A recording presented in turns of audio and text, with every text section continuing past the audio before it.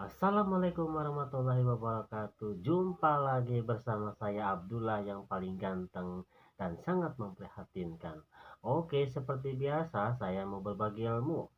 Ilmu yang saya sampaikan dan saya bagikan adalah tentang luka ya.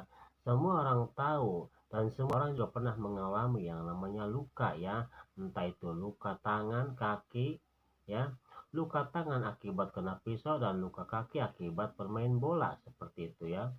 Jadi saya pernah meneliti luka ya pada saat saya bermain bola dan saya menendang bola, tiba-tiba yang saya tendang bukan bola malah batu yang saya tendang ya, akhirnya jempol kaki saya luka ya seperti itu. Akhirnya saya berhenti main bola dan langsung luka saya aku kasih betadine ya.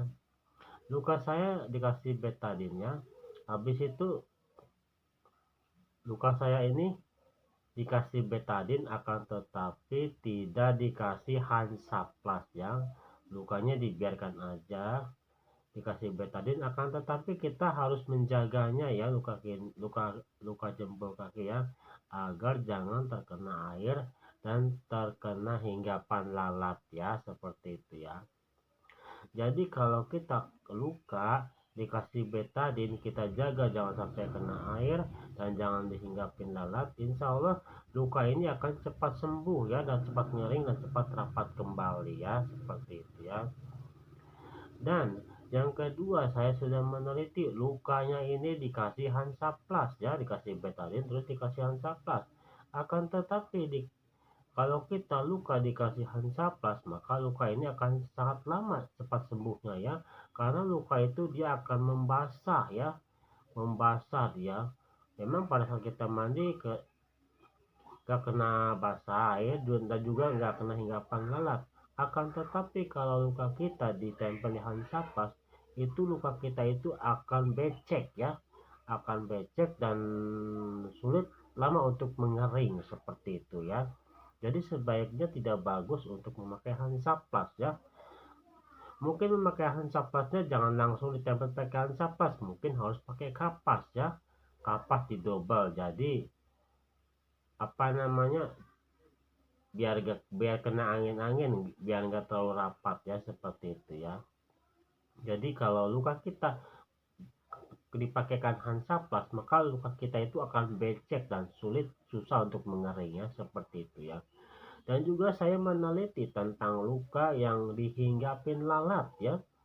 Jadi saya pernah luka dihinggapin lalat ya. Jadi luka saya itu di kaki ya, di kaki. Jadi dihinggapin lalat. Jadi setelah dihinggapin lalat, lukanya memang sudah tidak keluar darah, akan tetapi lain lain cerita, yang keluar bukan darah tetapi nanah ya, seperti itu ya. Jadi kalau kita luka sedikit dihinggapin lalat, maka dia akan berubah menjadi keluarnya nanah, bukan darah lagi ya, seperti itu ya. Jadi lukanya akan semakin tambah parah ya. Maka buat ibu-ibu, buat bapak-bapak, buat kawan-kawan ya, apabila Anda luka tangan, luka kaki, maka sebaiknya Anda kasih betadine, terus juga jangan sampai dihinggapin lalat ya, agar proses penyembuhannya sangat cepat. Dan juga luka Anda itu jangan dikasih Hansaplast ya, agar prosesnya cepat mengering. Karena kalau luka dikasih Hansaplast itu akan becek terus, gak kering-kering. Begitu juga luka kita kalau dihinggapin lalat itu gak bakalan sembuh-sembuh ya, karena si lalat menaruh kuman di luka kita ya, seperti itu ya. Jadi bagaimana cara menyembuhkan luka kita, luka tangan atau luka kaki? Solusinya adalah Anda diam di rumah dulu ya, beristirahat, luka itu sampai sembuh ya. Jadi jangan jangan pada saat Anda mengalami luka di kaki atau luka di tangan ya, untuk sementara Anda jangan bergentayangan dulu ya, kemana-mana ya, bergentayangan ke sana kemari ya. Jadi Anda diam di rumah dulu ya. Tujuannya Anda itu apa namanya, luka Anda itu tidak dihinggapin lalat, seperti itu ya. Jadi luka kita itu benar-benar harus dijaga ya, jangan sampai dihinggapin lalat. Karena kalau luka kita walaupun sedikit, luka kita itu dihinggapin lalat, maka akan melebar lukanya itu.